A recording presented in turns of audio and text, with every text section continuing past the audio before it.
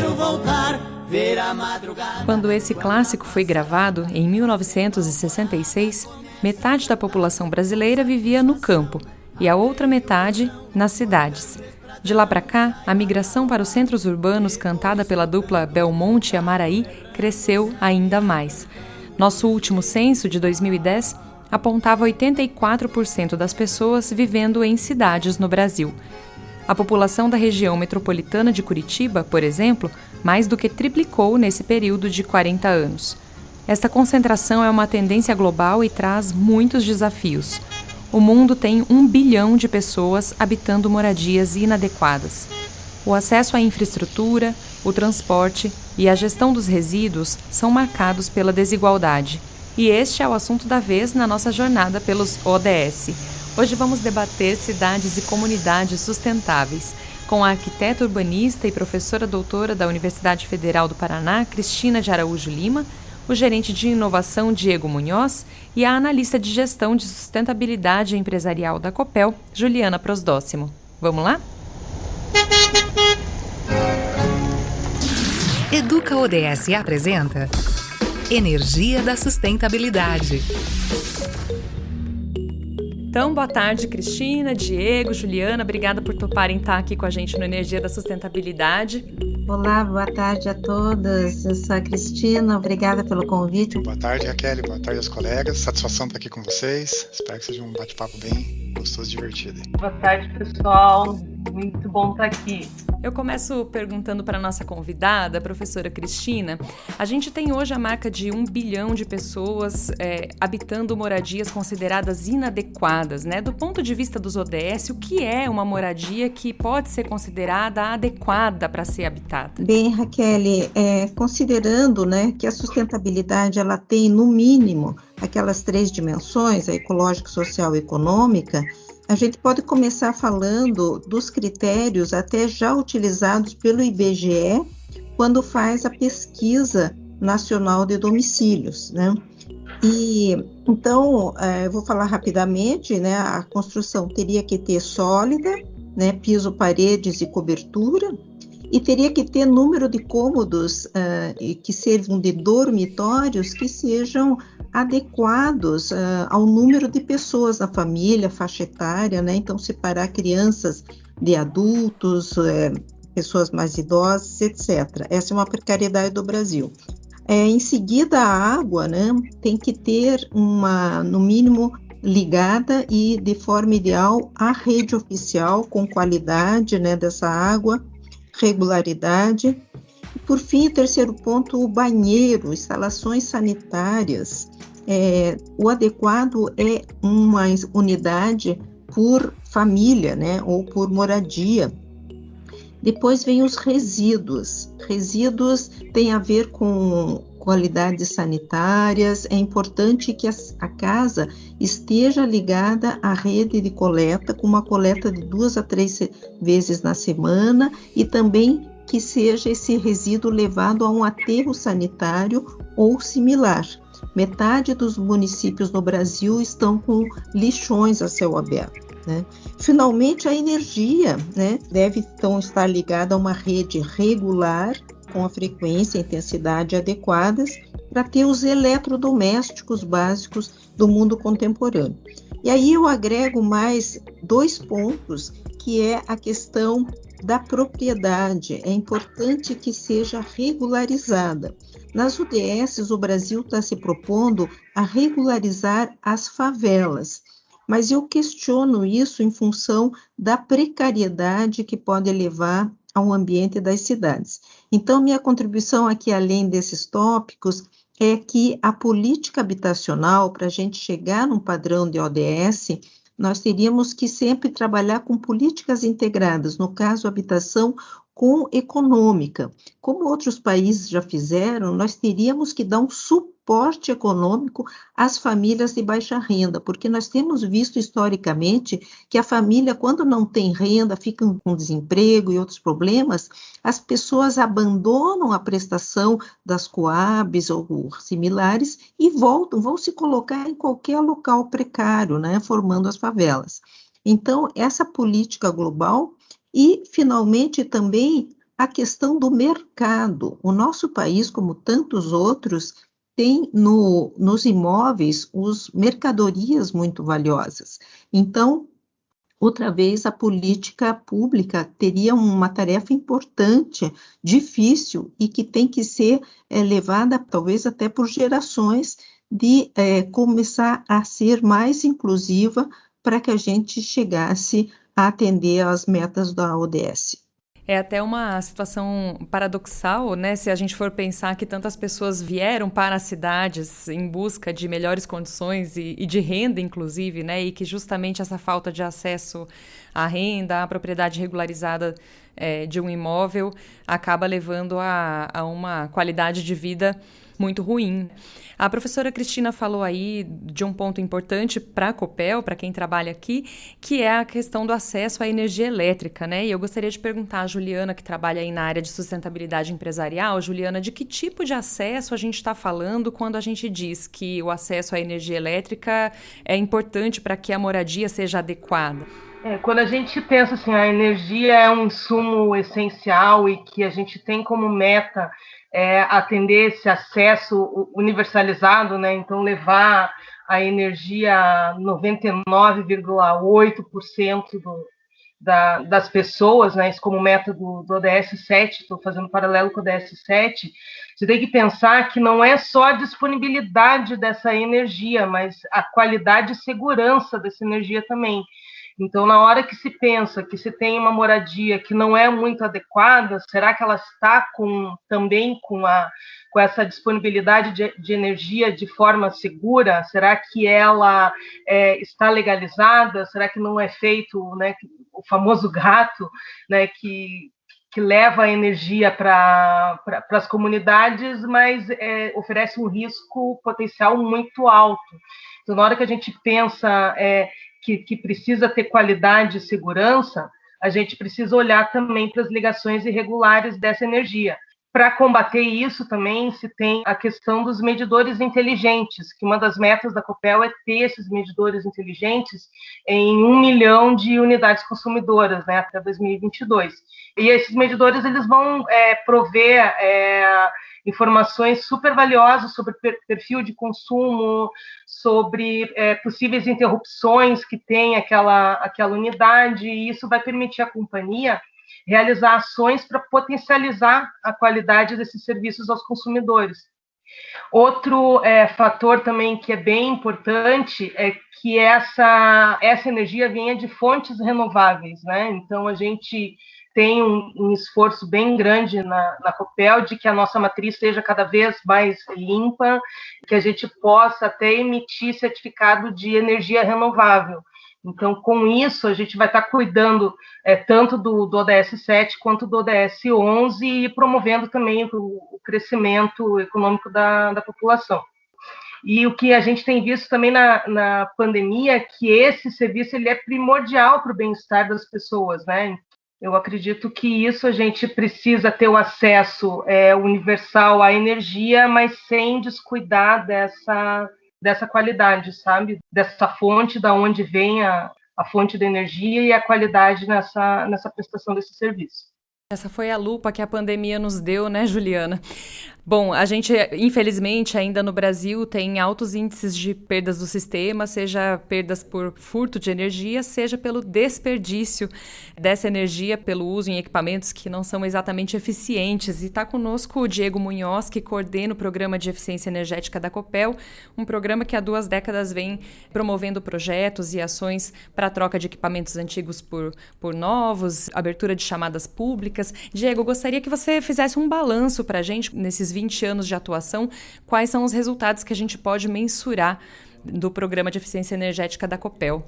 Kelly, dando um complemento assim, ao que a Juliana comentou, né? A gente, naturalmente, a qualidade ela é muito importante para toda a nossa população, a qualidade do fornecimento, mas também um ponto para trazer qualidade é a gente ter um sistema resiliente e bastante otimizado. E aí a eficiência energética ela entra muito forte nesse ponto, né?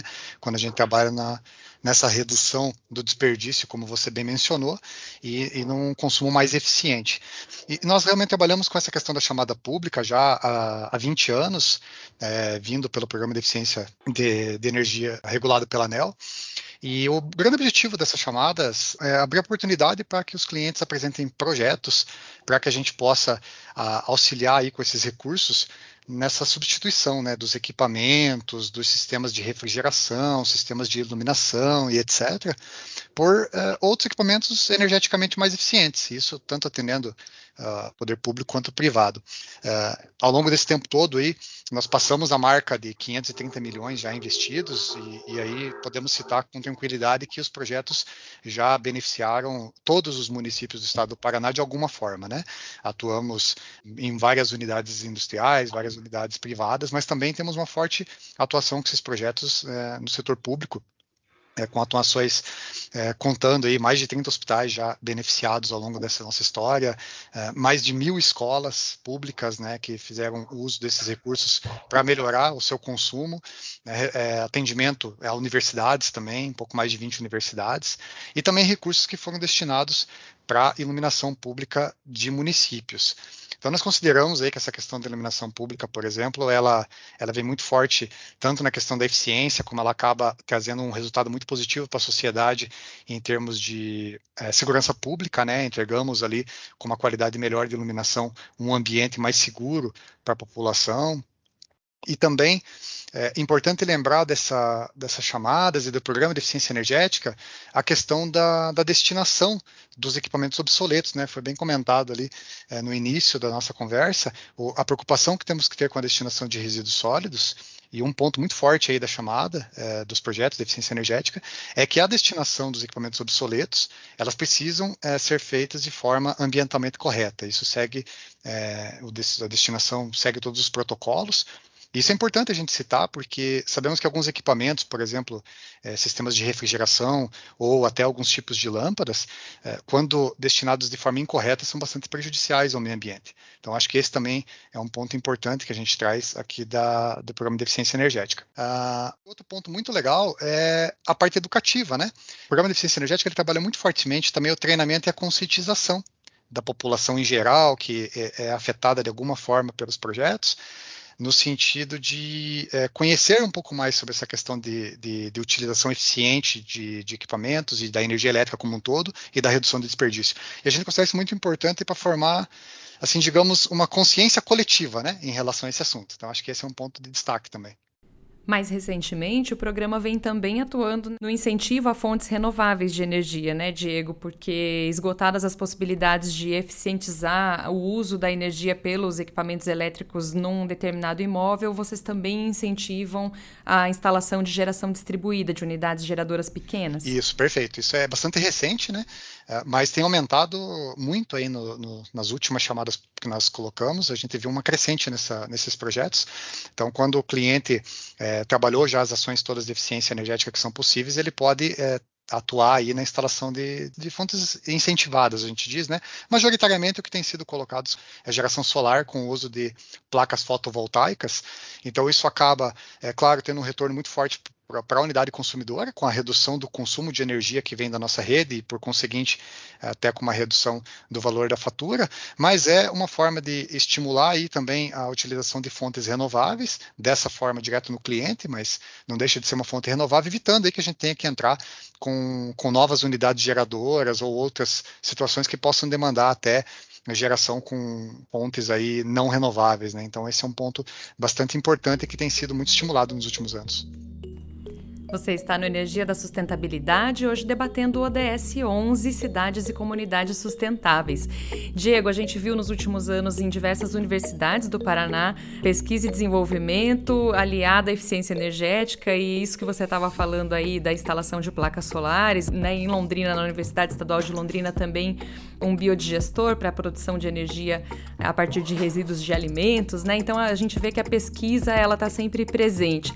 Eu gostaria de te perguntar se também nos projetos de pesquisa a mobilidade urbana está contemplada e que tipo de projeto de pesquisa a gente tem em desenvolvimento hoje em dia, pensando na mobilidade elétrica especialmente, né? E nessa questão do transporte nas cidades. Bom, Raquel, quando a gente fala em cidade, a gente não tem como não falar em mobilidade, né? É de suma importância.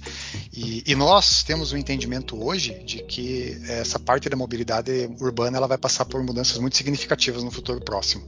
O entendimento nosso nosso é exatamente esse ponto que você colocou, que os veículos elétricos tendem a entrar com muita força nas cidades, e a gente está se preparando para isso, né? Esses estudos são bastante diversificados, tá?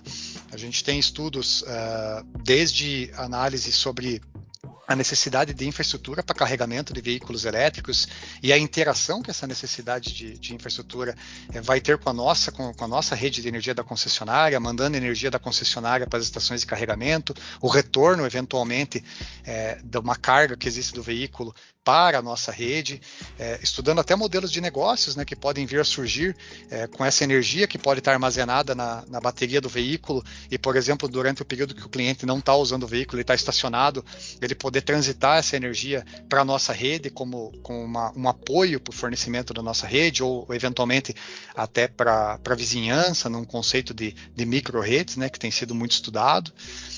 Modelos de prováveis normas e regulamentações que podem vir a surgir. A gente tem também estudos nessa linha para tentar apoiar o desenvolvimento desses normativos e algumas coisas bem focadas assim na parte externa mesmo, né? A gente tem um projeto que a gente chama de Posto do Futuro, em que nós estamos construindo um posto que seria o equivalente a um posto de combustível de hoje, né? Mas o que a gente é a visão de futuro que nós temos ali, com as estações de recarga, se tornando um grande hub de encontro aí dos consumidores, procurando prestação de outros serviços adjacentes ali, e não apenas a recarga. Isso está em andamento, esse projeto, estamos construindo essa unidade.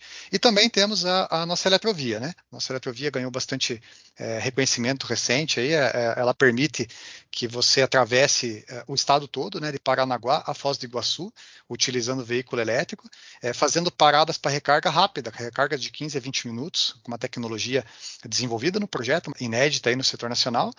E também estamos numa atuação, num projeto que está em discussão, para tentar interligar essa nossa eletrovia com outras eletrovias que estão prontas ou em construção, nos outros estados aqui do Sul, né, Santa Catarina e Rio Grande do Sul, e alguns países aqui da América Latina, na tentativa de viabilizar um grande anel de integração que vai permitir a circulação de veículos elétricos e, com isso, desenvolver a tecnologia, a indústria, né, em relação à preparação para esse futuro. Então, a gente vê que o veículo elétrico vai estar aí, vai ter um impacto muito grande na mobilidade e também na nossa vida como um todo, se a gente pensar até na questão aí, de redução de ruído, de redução de gases poluentes, né?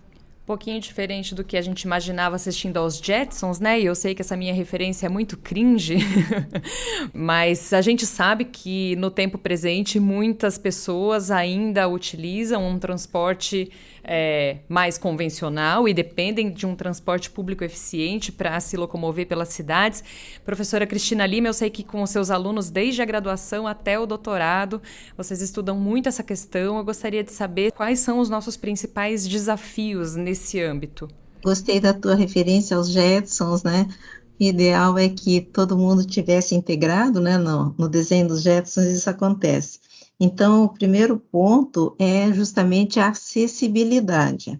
Nós temos uma sociedade que tem diferentes classes, como em outros países também, mas nós temos um montante grande de pessoas que não têm renda suficiente para pagar a passagem de ônibus, né? Então, o primeiro desafio é o atendimento a essa população por políticas de gestão de sistemas de ônibus complementares ou outros sistemas que até nós temos desenvolvido alguns estudos sobre isso, e, como eu falei anteriormente, tem que ser integrado com uma política de subsídio para que essa população possa estar integrada ao mercado de trabalho e possa contribuir, porque eles são uma população cativa, eles não têm outras opções para usar, por exemplo, os novos modais, que vêm por aí, as novas tecnologias. E na pandemia se tornou-se mais grave, né? O segundo ponto seria aumentar o número de usuários de modais de transporte mais sustentáveis, né?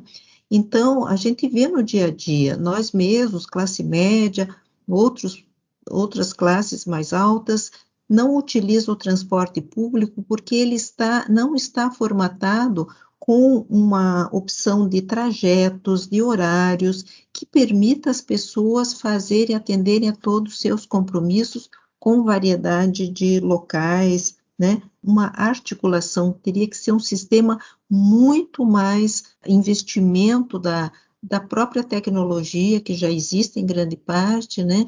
E sistemas gerenciais, para que se tornasse atrativo para as classes média e alta, e tirasse os veículos da rua, deixando talvez os elétricos, né, como o Diego está colocando, e outros modais. O terceiro ponto chega daí na organização e no planejamento das cidades. Então, a princípio, de uma maneira geral, para que fique com uma sustentabilidade mais avançada, necessário diminuir a poluição do ar, os contaminantes dos veículos, né, que a tecnologia já tem propiciado veículos melhores, mas na raiz do problema está a necessidade do deslocamento. Então, isso que eu vou falar também é fruto dentro de uma política, né, de planejamento urbano e de gestão do ordenamento territorial, que não é de uma hora para outra, né? Teria que ser realmente uma aposta do governo com postura, coragem e estrutura técnica para criar polos de emprego e atividades. Isso é uma coisa complicada, e também os adensamentos populacionais, nós nos reorganizarmos para a vida cotidiana, chegar naquela questão da cidade de 15 minutos, que em 15 minutos você pudesse ligar a pé ou em modais sustentáveis, né, os modais ativos e outros, para que resolvesse o dia a dia. Então, o último ponto que está inserido nessa questão do planejamento urbano é a sequência das políticas. Nós teríamos, de um ponto de vista de estrutura política, organizacional, de gestão pública, nós temos que ter os programas, os projetos, as políticas que não sejam interrompidos quando termina o mandato de um prefeito, de um governador. O país necessita algumas décadas de encadeamento para chegar nessas nossos objetivos, como das ODS que nós temos agora. Então, esse ponto político, ele tem que ser integrado às propostas técnicas. E nesse ponto de vista, eu acho que o Brasil tem muita proatividade, assim, nós temos instituições técnicas públicas de competência, mas prejudicadas pela administração e interrupção de muitas iniciativas. E outro ponto que a gente precisa tratar pensando de cidades e que também depende muito dessa continuidade das ações é o tratamento dos resíduos gerados nos centros urbanos. Agora a gente gostaria de trazer a contribuição da Procuradora-Chefe do Ministério Público do Trabalho no Paraná, a doutora Margarete Matos de Carvalho. Ela esteve conosco quando a gente conversou sobre o ODS 8, sobre trabalho decente e desenvolvimento econômico, e comentou sobre o assunto porque ela trabalha há muitos anos com o tema da gestão de resíduos sob a perspectiva da inclusão socioprodutiva dos catadores e catadoras de materiais recicláveis. Vamos ouvir o que ela diz sobre o que cada um de nós pode fazer para contribuir com essa questão. Acho que mais do que nunca, né, a necessidade que tem o planeta de toda a população se tornar ambientalista, se tornar não só defensora do meio ambiente, mas também adotar ações práticas que levam, né, a essa proteção. E uma delas é separar corretamente os resíduos no momento do descarte. Né? Quando a gente separa o material reciclável dos outros tipos de resíduos, a gente faz com que esse material ele tenha a possibilidade de reciclar, por exemplo, ou de reutilizar, que também está lá como diretriz da Política Nacional de Resíduos Sólidos. Agora, se continuarmos com esse descarte, que eu digo até que muitas vezes irresponsável, misturando todos os resíduos, aquilo que poderia ser reciclado acaba contaminado e se transforma em rejeito, e aí não tem outra solução. Ele tem que ir mesmo como disposição final adequada para um aterro sanitário. Né? Então, nós temos, na nossa Política Nacional de Resíduos Sólidos, a responsabilidade de fazer o descarte correto da educação ambiental, mas veja que ela também tem esse ponto importante, esse olhar social, né? Porque ela não é apenas uma lei que trata do ciclo de vida do material reciclável ou dos resíduos, né? Ela trata de uma forma sistêmica várias coisas. Aí tem também a dimensão social, que é justamente a participação de associações e cooperativas de catadores e catadoras de materiais recicláveis neste processo, a integração que passa por meio da contratação pela administração pública e pelo pagamento dos serviços prestados por estes profissionais ainda pouco valorizados na nossa sociedade. Está aí a procuradora Margarete se referindo ao impacto social que também é gerado por uma boa gestão dos materiais recicláveis. A valorização dos profissionais da coleta seletiva pode inclusive fazer a diferença para essas famílias na questão da moradia que a gente discutiu aqui no início da nossa conversa. A procuradora também destacou as dificuldades para a implantação efetiva da Política Nacional de Resíduos Sólidos e o papel importante que as empresas podem desempenhar nesse processo. A cidade ela só pode ser considerada sustentável, na minha opinião, né, tanto as cidades como as comunidades, como está no Objetivo 11, se de fato cumprirem o que está na Política Nacional de Resíduos Sólidos. E, infelizmente, a gente tem visto, vou dar um exemplo, né, pelo governo federal, até mesmo um incentivo, agora, recente, a incineradoras de resíduos sólidos. Né, o Brasil assinou a Convenção de Estocolmo, junto com outros países se comprometendo a não promover a incineração de resíduos, justamente porque emite gases altamente tóxicos, cancerígenos, como furanos e dioxinas. Vem aí o incentivo do Ministério do Meio Ambiente de instalação dessas incineradoras.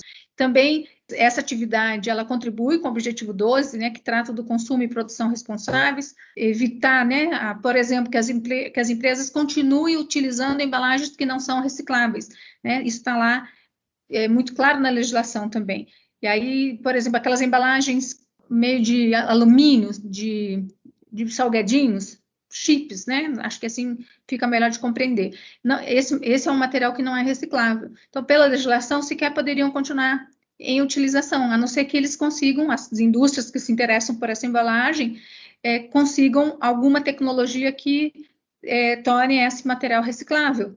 Né? E, enfim, é uma legislação realmente muito, muito boa, muito interessante. E termino, né, em relação a isso, elogiando aqui essa ação da Copel junto aos catadores e catadoras de materiais recicláveis, porque para além dessa obrigação de entregar o material reciclável que está no decreto estadual, né, começou a enxergar as pessoas que fazem parte desse processo, começou a entender a história de vida dessas pessoas. Então, fica aqui o reconhecimento do Ministério Público do Trabalho pelo fato da Copel ir além. Tem tudo a ver com o que você falou, Cristina, a respeito da necessidade da continuidade de políticas públicas, assim, né? É verdade. Então, eu acredito que a sociedade brasileira, no momento que percebe como nós temos a responsabilidade também de solicitar a quem está nos postos e comandando as empresas e o país de manter e desenvolver as políticas, é que a gente pode reivindicar a continuidade de algumas práticas que já deram sinais de ser adequadas e de sucesso, né? Com certeza, não só nós como indivíduos, mas também como pessoas jurídicas, né, como empresas. E para a gente encaminhar a nossa conversa para o final, gostaria de perguntar à Juliana, a gente ouviu aí a doutora Margarete falando sobre o programa de resíduos sólidos, né, de gestão de resíduos da Copel, que certamente contribuíram até para que o Paraná recebesse recentemente o reconhecimento da OCDE pela sua dedicação em prol dos ODS, né, um exemplo de programa que serve para isso. Gostaria de saber de você o que mais que as empresas podem e devem fazer para contribuir na busca por atingir as metas e especialmente as metas do ODS 11, que é o nosso assunto de hoje. Para as empresas é uma chamada à ação, né? Então participar nos ODS no contexto das cidades é um ganho para todos. O que deve ser cuidado pelas empresas é a orientação ao negócio de cada empresa e muito também as características locais. Então, algo que a gente precisa cuidar é a territorialização desses ODS. E no caso da Copel, mais específico, a gente olha o contexto da energia, né? É a nossa essência, então, desde a geração, das fases de licenciamento, desde o nascimento lá do empreendimento até a hora que a energia chega na casa das pessoas ou nas empresas. Então, quando você vê o cuidado que a gente tem para preservar o patrimônio cultural das comunidades impactadas por esses empreendimentos, até a gente pode citar alguns museus que a Copel já criou, né? Outra situação é quando a gente pensa que além de disponibilizar o acesso à energia com qualidade e confiabilidade, a preocupação com a segurança é uma das prioridades da Copel. Então, o cuidado com esse uso seguro, com a instalação segura e até mesmo com as nossas instalações. A comunidade ela precisa ter essa conscientização de que o bom uso, o uso seguro, o uso de qualidade, a gente minimiza esse risco. Então, a exemplo da Copel, eu acho que as empresas podem olhar para o seu negócio, podem olhar para os seus parceiros, para o contexto dos territórios da cidade onde elas estão e estabelecer essas parcerias e olhar os ODS como uma forma de toda a nossa sociedade alcançar o desenvolvimento sustentável até 2030. Então, eu acho que passa muito por isso, né, da concentração de esforços e não da competição e não da concorrência, mas sim a gente atuar junto em prol desse bem maior. Certamente, Juliana, e tudo começa da sensibilização de cada um e de cada uma, por isso a importância da gente tirar um tempinho para conversar sobre esse tema tão importante, e por isso eu agradeço a Cristina de Araújo Lima, o Diego Munhoz e a Juliana Prosdóximo pela participação aqui conosco, também a doutora Margarete Matos de Carvalho pelas contribuições e a cientista social Gabriela Anne Dresch, a nossa consultora de conteúdo aqui da websérie. Muito obrigada a você que está nos acompanhando nessa jornada de reflexões sobre os ODS priorizados pelo setor elétrico brasileiro e pela Copel. Não deixe de conhecer e compartilhar os vídeos de animação sobre os ODS no canal Copel Pura Energia no YouTube. Eu sou Raquel Cagliari e espero te encontrar novamente no nosso próximo bate-papo, que vai tratar do ODS 13, Ação contra a Mudança Global do Clima. Até lá!